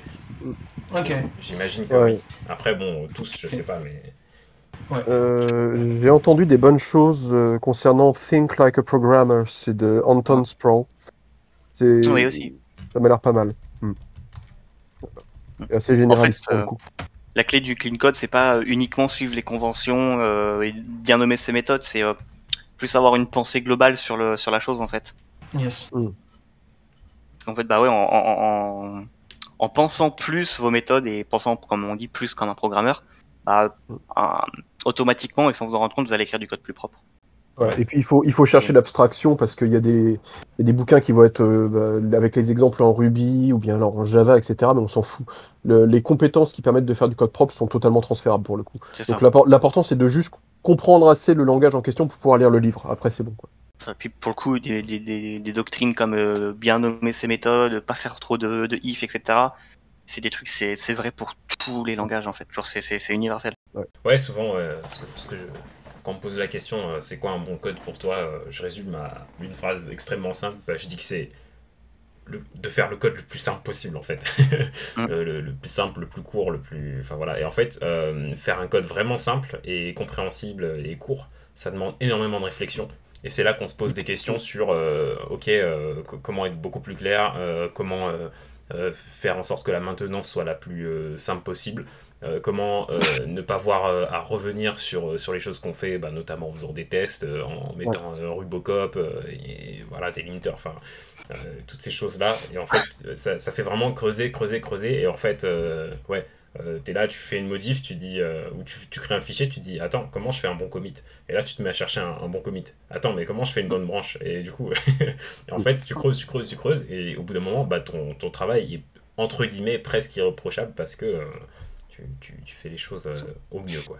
Et du coup, ça te fait cogiter énormément, tu mets beaucoup de temps à réaliser ce que tu veux faire, mais au moins, c'est du bon taf. Il faut pas oublier qu'en tant que développeur, alors je vais dire ça c'est méchant, mais en tant que développeur vous êtes des flemmards en fait. Et si vous l'êtes pas en fait, vous devriez l'être. Yes. Écrire du code plus simple, déjà ça vous fait moins de choses à écrire pour commencer. Et puis plus tard, quand il va falloir faire de la maintenance sur votre code, ça prendra moins de temps à comprendre, moins de temps à fixer, etc. Et c'est juste ça en fait, quoi. Vous êtes des flemmards et si vous l'êtes pas, vous devriez l'être. Et moins vous perdez de temps et plus vous êtes productif. Yes. Donc soyez des flemmards, n'ayez pas peur, c'est un putain d'avantage. Et voilà, plus vous écrivez du code propre et plus vous pourrez être des bons flemmards, quoi. Puis il n'y a rien de plus rageant en programmation que de tomber sur un truc que tu dois refacto qui fait une définition, une méthode qui fait 50 lignes avec des variables qui ont des noms du type A, B. Oh putain. C'est horrible. Ouais. Tu as envie de te tirer une balle. Donc, Mais, voilà, c'est. Justement, c'est une bonne expérience parce qu'en fait, de manière purement empathique, tu tombes dessus et après, t'as pas envie de faire ça aux autres. T'es là, que ça soit moi plus tard ou quelqu'un d'autre, j'ai pas envie de livrer la même merde. Donc, je vais faire ça proprement, comme ça, la personne qui passe derrière, au moins, elle aura pas à se taper la même merde. Après, il y a le fameux, j'arrive sur une méthode, je dois rajouter quelque chose dans le coin, c'est déjà dégueulasse, donc je vais pas me faire chier, je fais dégueulasse aussi. Je sais que je suis pas trop pour. Essayez de vous dire, sans refacto la méthode au-dessus, c'est pas grave, mais votre code à vous, essayez que ce soit plus propre que ce qui est déjà là. Et en fait, indirectement, ça va améliorer le truc, quoi. Ouais, c'est comme quand tu vas à la forêt, tu laisses l'endroit plus propre que quand t'es parti, quoi. Bah là, Ouais, c'est ça, la règle des Boy Scouts. Ouais. C'est ça. Puis c'est pareil, hein, Doug Guillaume apprécie beaucoup, mais je pense qu'en fait, ça pareil dans toutes les entreprises. Si vous arrivez sur un code dégueulasse que vous devez toucher, par exemple, vous arrivez une méthode qui est bien crade, vous devez toucher quelque chose dans la méthode. Si jamais vous voyez qu'il y a des trucs qui prennent pas trop de temps, refacto, et qui restent basiques, faites-les. Vous posez pas la question, ça fera que du bien en fait. Et on vous le reprochera jamais d'avoir amélioré un code qui était dégueulasse. Yes. Mais par contre, restez simple, quoi. Allez pas refacto toute la méthode. Et faites ça dans une autre PR aussi, parce que si vous commencez à balancer dans votre PR des petites retouches que vous faites autour parce que vous êtes passé dans des fichiers, ça va être hors scope. Donc il faut mieux se dire, fais ça à côté, je le propose, généralement c'est accepté, ça fait plaisir. Mais pas dans la PR dans laquelle vous bossez parce que Après, c'est pas lié. ça dépend. Si Oui, vous ça dépend enlevez si c'est lié ou pas. une ligne vide dans un fichier, bon, ça Oui. vous pouvez le mettre. Ou si vous changez des simples codes en double code, vous pouvez le faire aussi. En effet, oui, si vous commencez à refacto une méthode, faites-le ailleurs. Et ça dépend, voilà, est-ce que c'est lié et puis aussi est-ce que ça arrive une fois ou plusieurs parce que même si c'est lié, si tu le fais 30 fois, ça pollue en fait après la PR pour regarder les parties intéressantes. Ça m'est arrivé, donc je connais. Je vois Lucas là qui a mis quelque chose dans le channel écrit. C'est vrai que c'est important, c'est à peu près vrai. Qualité principale des développeurs, être bilingue, mais en fait c'est plus que ça, c'est surtout parler anglais en fait. Au pire, si vous parlez que anglais, bah ça marche. Mais ouais, parler anglais en fait, c'est super important. En fait, c'est tellement important, tu vois, qu'on n'a pas pensé à y parler parce que ça nous paraissait logique. Ouais, c'est vrai, c'est vrai. Effectivement. Mais ouais, parler anglais, c'est super important. En fait, vous recherchez en anglais, lisez les docs en anglais et vous allez vous rendre compte que la vie elle est vachement plus simple. Ouais, c'est ça. Faire la recherche en anglais, ça fait lire énormément en anglais du coup. Et regarder Netflix et YouTube en anglais aussi, et puis c'est bon. Ça fait le taf. En fait, non, ça dépend d'où vous partez. C'est-à-dire que Oui. si vous partez de ce qu'on appelle au niveau européen un B2, c'est-à-dire que vous êtes utilisateur indépendant de la langue, vous êtes capable de compléter vous-même votre maîtrise. Donc là, il suffit juste de consommer plus pour s'améliorer. Par contre, s'il y a un retard qui fait que pour le moment, c'est pas, comment dire, c'est pas possible, là, il faut travailler spécifiquement dessus, justement, pour au moins atteindre le niveau où tu peux t'améliorer tout seul, tu vois ce que je veux dire? Où tu n'as plus besoin de quelqu'un d'autre. Une méthode qui marche bien. C'est du prof d'anglais, voilà, comme ça. Ouais, voilà, les profs d'anglais. Après, il y a une méthode qui marche bien pour ceux qui sont pas très scolaires et que moi j'avais appliqué il y a très longtemps, parce que ça fait des années que je parle anglais, mais moi j'ai commencé par prendre quelque chose que je connaissais par cœur, qui est mon téléphone. Mais je connaissais vraiment par cœur mon téléphone, quoi. Je veux dire que mon téléphone, ça fait des années que j'utilisais. Et en fait, juste je l'ai passé en anglais. Je connaissais déjà par cœur en fait tout. Donc en fait, ça va pas te perturber. Et en relisant les trucs que je connaissais en français en anglais, ça m'a pris énormément de choses. Bon, maintenant j'en suis au point où je regarde tout en VO, en version anglaise, mes PC sont en anglais, mon téléphone en anglais, ma vie est en anglais, vous voyez, mais commencez par des choses simples, ouais. Si jamais vous n'êtes pas bon en anglais. Vous êtes bon en anglais, allez-y. C'est un giga conseil, ça. Mettre son OS, ou alors, enfin son ordinateur, ou son téléphone, ou autre. Enfin, uniquement si vous le connaissez par cœur. Uniquement si vous le connaissez par cœur. Oui, voilà, faut pas que ça soit handicapant. Voilà. Ouais, faut et pas si vous le connaissez par cœur, ça va pas vous perturber, même en si fait. on le connaît pas par cœur, ça nous permet d'apprendre et de nous poser des questions aussi, tu vois. En fait, de se poser des questions sur ah ouais, en fait, c'est comme ça qu'on, enfin, je sais rien moi, qu'on dit paramètres. Donc, après, il y a des méthodes qui sont propres à chacun, hein, mais prenez votre la méthode d'apprentissage qui vous convient le mieux en général, par exemple pour apprendre le code ou quoi, et appliquez-la pour l'anglais en fait. Et vous allez vous rendre compte qu'en fait ça s'apprend quand même assez vite. Voilà. Et puis au pire, si vous avez besoin d'un prof d'anglais personnalisé, demandez à Laurent. Non mais moi, ce qui est terrible en fait avec l'anglais, c'est que ça m'a pourri l'envie d'apprendre d'autres langues en fait. C'est-à-dire que l'anglais est tellement sympathique en fait. Alors il y a la prononciation qui est dégueulasse parce qu'en fait c'est un porte-manteau de plusieurs langues, mais le fait que la conjugaison soit anémique, qu'il y a un vrai neutre, il n'y a pas besoin d'apprendre si c'est un chaise ou une chaise et de faire ça pour tous les mots dans le dico. Enfin, il y a quand même pas mal d'avantages, quoi. Imaginez que la lingua franca de l'époque, ça soit pas l'anglais mais le chinois, ça me ferait chier à titre personnel. Enfin, ouais, non, mais après. Ça m'ennuierait d'avoir à l'apprendre pour pouvoir programmer. Pareil pour apprendre le chinois ou le japonais. Donc là, on a de la chance, on est quand même sur une langue qui est vachement proche du français. Je veux dire, 40% du vocabulaire anglais, ça vient du français et du latin. Donc ça se fait. Même si on n'est pas fan, ça se fait par rapport à d'autres langages qui, pour le coup, sont hardcore, quoi. Après, ouais, ce que dit Pauline, c'est vrai que un bon conseil aussi, ouais, c'est regarder les films ou les séries ou animés sous-titrés en anglais, ça peut être utile aussi. Après, pour pousser plus loin, par exemple, je sais que j'ai des séries ou des animés que j'ai regardés des milliards de fois parce que j'en suis juste fan. Et en fait, je les connais par cœur. Et donc, si vous les connaissez par cœur, pareil, changez-les en anglais. Et en fait, vous allez vous rappeler des lignes qu'il dit en français, vous allez les voir dites en anglais, et puis pareil, vous allez apprendre comme ça. Ouais, et je suis d'accord avec elle, sous-titrez pas en français. Surtout sous-titrez pas en français. Vous allez quasiment pas apprendre sinon.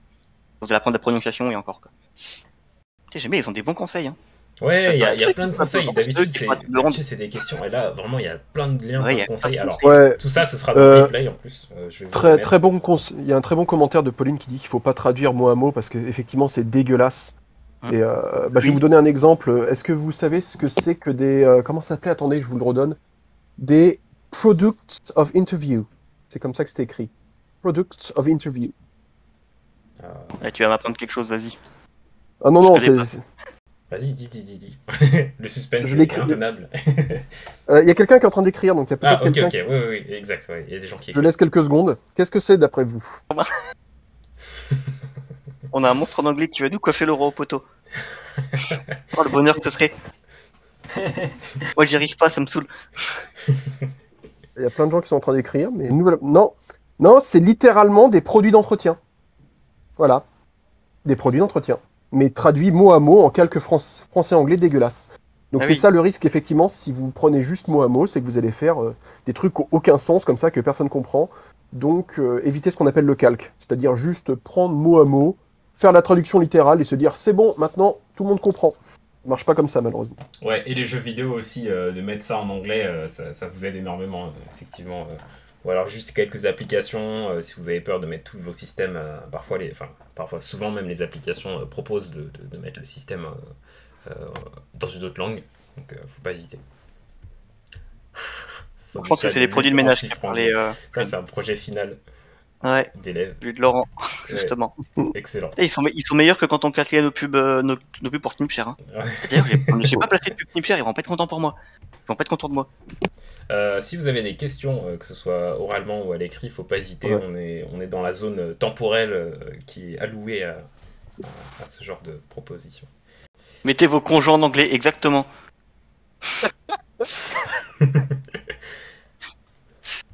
C'est vrai qu'en dehors de la blague, et si vous avez des proches qui parlent anglais, ben ça va vous apporter tellement de bonnes choses en fait. Déjà, ils vous reprendront pas en français, ça c'est un bonheur. Et ouais, ça peut vous aider à apprendre l'anglais aussi. Ou forcer même à apprendre l'anglais. Expatriez-vous, ça dépend. Ou si vous allez au Japon, ça vous sert à rien de. Enfin, ça va pas vous apprendre l'anglais. Ça va juste vous apprendre qu'ils comprennent pas le français. Après, c'est vrai que pour prendre de manière plus générale ce que dit Pierre-François, pour apprendre toute chose en fait, se mettre dans une situation où vous n'avez pas le choix. Alors ça dépend, peut-être pas votre survie en dépend, mais genre vous avez pas vraiment pas le choix quoi. Bah ça vous aide à apprendre plus vite parce que bah vous êtes dans une situation où si vous savez pas faire ça, vous êtes bloqué. Et donc bah oui, par exemple pour son exemple, aller aux US une semaine si vous parlez pas anglais, et bah en fait vous allez apprendre très vite parce que vous n'avez pas le choix. Voilà voilà. Ouais, carrément. Oui, expat en Belgique, pas ouf non plus. Bon, au moins vous allez boire des bonnes bières quand même. Hein. Et manger des bonnes frites. Il y a beaucoup de gens qui écrivent là. Tout ouf. Les ressources pour les gosses. Elle a que des bons conseils, Pauline. Les ressources pour les enfants, en fait, comme c'est adapté pour que ce soit pas trop compliqué à apprendre, vous vous rendez compte que bah, ça marche super bien. N'empêche que c'est bête à dire, mais apprendre avec des images, en fait, ça aide énormément. C'est plus simple que d'apprendre que coq en anglais, je sais même plus comment ça se dit, donc voilà, mais que poulet, par exemple, ça se dit chicken en anglais. Et ben, l'image d'un poulet avec écrit chicken en dessous, ça rentrera mieux. Pour les gens qui ont un apprentissage visuel, j'entends évidemment. Je sais que personnellement, mon vrai apprentissage de l'anglais, ça a été Diplo. Moi, c'était les MMO. Je jouais sur, j'ai beaucoup joué. Je suis un gros joueur de MMO et donc je jouais souvent sur les serveurs anglais. Je parlais sur les chats en anglais et c'est là que j'ai quasiment tout appris moi. Et après, bah voilà, j'ai complémenté avec bah, de la VO, mes trucs en anglais, etc. Mais mes vraies bases, c'était les MMO. Ouais, l'anglais à l'école, je le séchais parce que bah j'apprenais rien, donc voilà. Et j'ai eu 20 en anglais quand j'ai passé mon CAP. En séchant tous les cours. Voilà, la prof elle était dégoûtée. Pour la petite anecdote, voilà, pour ceux que ça fait marrer. Alors on fait comment pour les ressources par jour? Alors effectivement, ça arrive souvent de tomber, même dans la vie en général, d'être sur par exemple sur un projet aussi qui est un peu outdated. Qu'est-ce qui se passe? Quels sont vos conseils? Eh bah, c'est là que tes connaissances sur faire des recherches rentrent en jeu. Voilà, tu Google, tu cherches la doc. Alors ça fait un peu bizarre de dire ça, mais c'est vrai en fait. Si les ressources sont pas à jour, ta meilleure ressource la plus proche c'est la doc en fait. C'est ça. Faut aller chercher une autre ressource en fait. Ouais. Et quand t'as une ressource pas à jour et que tu tombes sur la version à jour dans la doc, bah par exemple si c'est une ressource PHP, n'hésite pas à proposer de mise à jour pour les prochains. C'est gentil, ouais. Ça serait cool pour eux. Ouais. Je dis ça parce que je l'ai tellement pas fait. Ouais, pareil. Mais ouais, faut le faire. Ouais. Et ouais, n'hésitez pas en vrai. C'est sympathique et on fera que vous remercier. Ouais. Je vais voir du coup s'il n'y a pas d'autres questions qui sont passées à la trappe qu'on n'a pas vu, parce que c'est vrai que ça va spammer. Faire des recherches, c'est en faisant des recherches qu'on comprend mieux comment faire des bonnes recherches, parce qu'on ne s'arrête jamais d'apprendre en fait et de progresser. Typiquement, on peut être dans le dev depuis plus ou moins longtemps, mais et en fait ça compte pour data énormément, ces conseils-là, en tout cas savoir faire des recherches, etc. Typiquement, les métiers qui sont nouveaux comme ça, ou alors qui sont en constante évolution et qui évoluent beaucoup trop vite, et qui du coup rendent plein de choses obsolètes, c'est essentiel de savoir retomber sur ses pattes et puis faire des recherches, donc soit pour s'auto-former, soit pour répondre à des problématiques. Pour ta dernière question, Pauline, quand on doit utiliser d'anciennes versions pour être rapport avec les corrections, est-ce que les recherches sont mises à jour? En fait, quand c'est comme ça, alors je sais que c'est vrai pour Rails et c'est vrai pour pas mal de trucs en Ruby, il me semble, et dans d'autres langages. En général, la doc est versionnée. Ouais. C'est-à-dire que c'est fait pour que quand tu arrives sur une ancienne version, tu puisses te mettre à jour. Et dans le cas où c'est pas le cas, en fait, tu auras toujours des threads Stack Overflow qui datent de l'époque ou d'autres mecs qui sont dans ton cas, ou d'autres personnes pardon qui sont dans ton cas, et c'est comme ça que tu vas pareil faire tes recherches pour essayer d'être à jour sur ces résultats. Mais en général, les docs vont être en mode dernière version, mais par exemple dans Google, tu as un problème sur Rails 5.2.3 par exemple, et bah tu précises dans ta recherche 5.2.3 ta version quelconque qu'elle est, et tu auras des réponses pour cette version-là. Je pensais qu'elle disait les corrections en mode correction plutôt THP. Oui, bah c'est pour ça, Rails et Ruby, j'imagine que c'est des vieilles versions. Alors j'aurais tendance à te répondre à Pierre-François qui demande pourquoi Rails 5.2.3 et Ruby 2.7.4. j'aurais tendance à te répondre que c'est parce que les cours ont été écrits comme ça. Mais il y a un autre truc en plus, il me semble, et j'arrive plus à me rappeler quoi. Bah, je crois que c'est la stabilité, hein, je veux dire. C'est ça aussi, ouais. Déjà, Ruby 3, ça fait pas longtemps. C'est Et assez Rails 7, récent. pareil. Stabilité, C'est mais il y a vrai aussi que- le fait que la plupart des boîtes C'est ne se trop sont pas bien, encore ouais. mises à jour. Ouais. Se sont Il y a pas beaucoup de encore boîtes revues. qui sont legacy. Hein. Qui ont un peu de technique, ouais. Bah même pour dire, bon, peut-être que ça a changé il y a quelques jours ou maximum semaines, mais Device, ils étaient même pas prêts hein, pour Rails 7. Ils ont Oui. t'essaies de faire une application Rails 7 et Device, tu dois bricoler, mais fort, Ouais, avec du tranché. scotch, tout ce qu'il faut, genre vraiment, c'est assez compliqué. Pourquoi Ruby on Rails?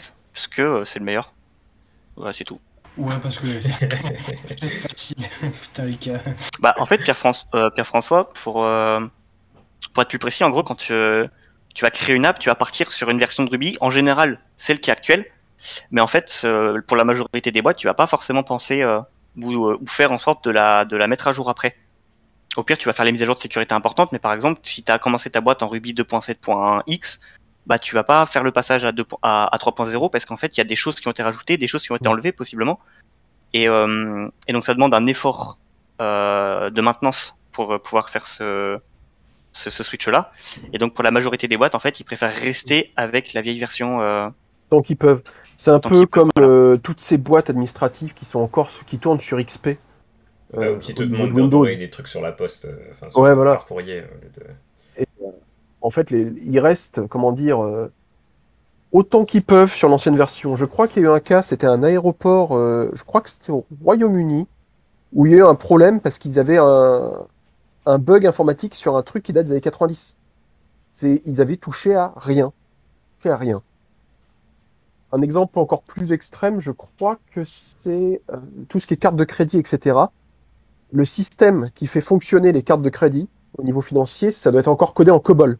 C'est-à-dire que si vous avez envie de vous motiver, vous devenez un spécialiste du COBOL et ils recherchent des mecs ultra pointus parce que on code encore sur ça. Et le coût pour changer totalement d'infrastructure est tellement gros que on est bloqué sur un langage des années 60 quoi. Ah, si vous voulez faire du bif et trouver du taf, en vrai, faites du basique, du COBOL, du Fortran, il y a tellement personne qui fait ça, je pense que. Ouais. C'est la Besoin solution. de passer l'entretien. Mais faut aimer souffrir aussi, je pense. Hein. Et bosser en banque parce que là il y aura que ça. Il n'était jamais passé sous Windows. Ah, c'était à Orly. Oh non. Non. Ah la honte. On a 1h30 de table ronde là, non? Ouais, Ouais. ça. Ouais. Donc voilà, on est sur de la grosse table ronde. Donc on va peut-être se laisser là-dessus. Je vois qu'il n'y a pas non plus énormément de questions qui pop comme ça. Bon, après, de toute façon, voilà, c'est la communauté. On reste disponible et tout. Donc voilà. En tout cas, un plaisir de vous avoir accueillis tous les trois en table ronde et également le public. Bah, j'ai envie de vous dire à bientôt. On se Yes. dit au revoir là-dessus. Très belle journée, bel été. À toi aussi, merci à tous. Ciao. Et bon courage Allez, pour les paillons. Ouais, bon courage à vous tous. Ciao. Et ciao. Ouais.